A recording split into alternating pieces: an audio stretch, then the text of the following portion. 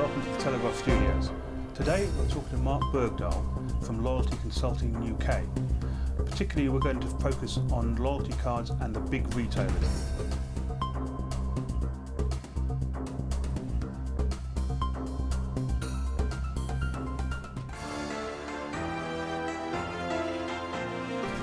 Good morning, Mark. Good morning. About 10 years ago, the then director chairman at Tesco, David Reed, said that without Clubcard, that it's like flying blind. He knew nothing. You'd have thought some of the PR Tesco have had in the last few years that somebody there's got impaired eyesight. What's gone wrong with Clubcard? Simple. They broke the promise. Oh, yeah. Loyalty is about a long-term promise, and they've broken it clearly. There was a time when you got your loyalty mailing from Clubcard mailing from Tesco. When you opened that envelope, it felt very familiar. There were offers in there that, how did they know I wanted that? And when you talk to anybody who is a long-term Clubcard user, they will identify with what I've just said. Today, you open that envelope, it's not the same. It really isn't the same. So they've broken the promise. They don't seem to be using the data in the way that they were, number one. And number two, they've cut the rewards. Very significant move that they made 2 years ago, which has had, I believe, a dramatic effect on people's trust in Tesco. So Mark, let's cut to the chase here. Since the recession, isn't price the only thing that customers really care about? And shouldn't retailers be investing in price wars ahead of any loyalty scheme? I'm afraid to say a very simplistic look at loyalty on the high street today. You've had commentators say, Tesco's, why don't you just cut Clubcard? It will solve all your problems on the bottom line. Well, it isn't as simple as that. The answer is this. You need both. You do need to be price competitive, because loyalty won't help you if you're double the price of the competition. Loyalty helps differentiate the organisation. It helps you feel, your customers to feel rewarded, wanted. It adds that little something extra, to coin a phrase that Tesco used. But this is simply what most good retailers need to focus on, is actually delivering a good price, a good service, and rewarding their customers in a way that will make me keep coming back. Are they rewarding them enough? I mean, you spent ages collecting points and not getting much for it. Also, you've got to carry around several cards in your wallet or purse. I mean, why is it worth the effort?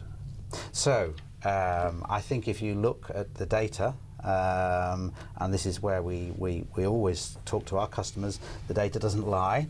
The fact of the matter is, many of the customers of large retailers with successful loyalty schemes are seeing very good levels of what we call redemption, trading in of points for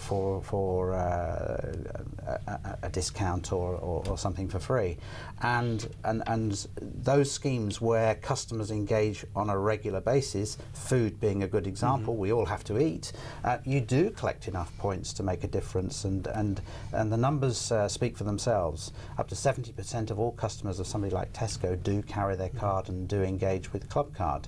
But for those retailers where the relevance of loyalty is questionable, because I don't go there very often, yes, we have an issue.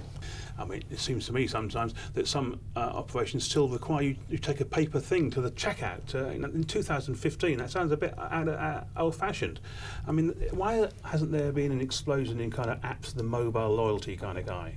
Well, I think there are two issues here. Number one, I don't think that the market for mobile apps is mature enough yet for people to want to invest big time in that, and obviously with all of the pressures today on costs, that's another reason. But you're right, the time for paper coupons is fast disappearing, even though today still, particularly female consumers, still like to collect coupons. So again, let's not throw the baby out with the bathwater, but it is time to move forward and actually address all of the channels that the customer wants to work with, both paper and electronic. The market is changing. There's a lot of young consumers out there. We need to be relevant to them as well. How do you make yourself relevant to the young consumer then? It has to be the mobile phone. At the age I am, I presume most people could say that that's why I'm not a good advocate for the mobile phone. But even I realise that what it's about is not about the mobile phone, it's about convenience and ease of use.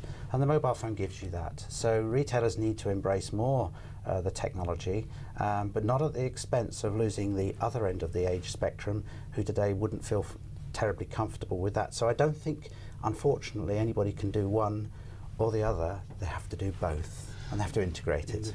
So to wrap up, if you were advising a big supermarket chain or a big shopping centre of what should happen in the next 5 years, what would your advice be? It's got to be about relevance to the consumer. It's got to be about convenience. It's therefore got to embrace the new technology that we see today. And so therefore, if we look at the various schemes that we have on the high street today, with let's stick with the supermarkets, let's bring them into the 21st century, because they are still all a little bit archaic. And there are plenty of opportunities to do that through the mobile phone at the point of sale. We've already got payment by the mobile phone. Where is loyalty? Mark, thank you very much. Thank you.